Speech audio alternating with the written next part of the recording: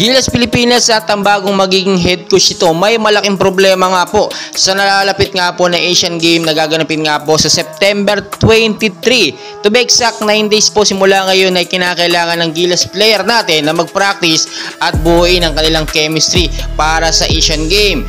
At dahil nga din po nag-step aside na itong si head coach Chot Reyes ng Gilas Pilipinas, ay bagong head coach na ng Gilas ang hahawak.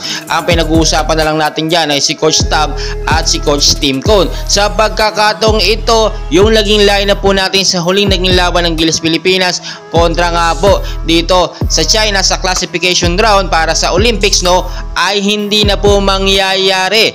Mababago na po ang lineup ng Gilas Pilipinas sa Asian Game.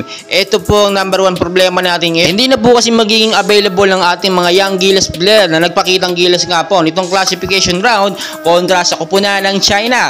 Kai Soto, Renzo Bando, Dwight Ramos, AJ Edu at Jordan Clarkson ay nagpe-prepare na para sa next season.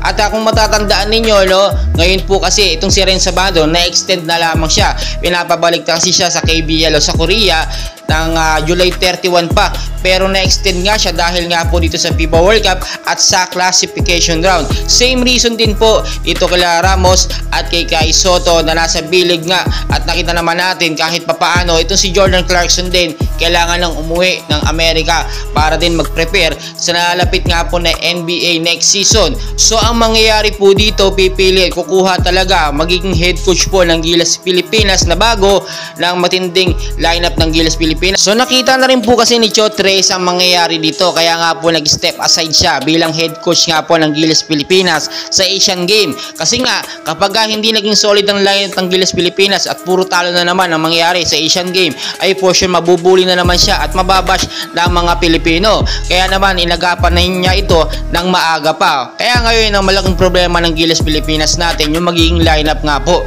dito sa Asian Games. To be exact, ilang araw na lamang yan at magsisimula na, at kinakailangan din natin manalo dito kahit papaano. Mabibigat po mga kalaban dito sa Asian Games, at dahil nga po China magiging main host ng Asian Games, ay inaasahan na babawian na yun ito dahil tinalo natin sila sa classification rounds. So marami pa kaganapan, and please abangan natin na magiging solid lineup ng Gilas Pilipinas para sa Asian Games. Maraming salamat po.